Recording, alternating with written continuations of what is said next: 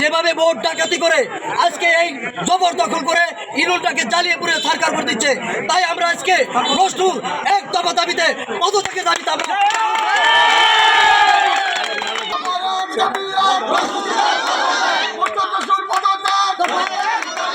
রসুন chairman vote চুরি করে নিজে হাতে ছিল মেরে তারপরে রসুন চেয়ারম্যানের ইতে বসে চেয়ারে বসে ওরা কেউ ভোট দেয় নাই।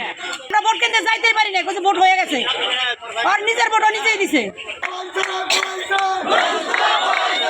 বিগত নির্বাচনে রাতের আধারে ভোট কেন্দ্র দখল করে এবং ভোটার ব্যালট ছিনতাই করে ভোট চুরি করে বড়দিয়া ইউনিয়নের চেয়ার দখল করেছিলেন শামসুল আলম মোল্লা রসলু চেয়ারম্যান।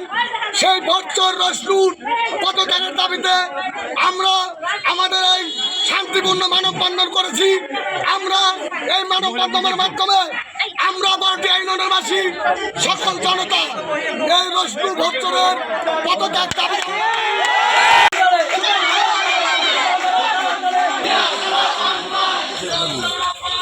আমরা এই চেয়ারম্যানের পদত্যাগ পর্যন্ত আমরা এই রাস্তা এই স্বৈরাচারী সাধারণ মানুষের প্রতি কি নির্যাতন করছে।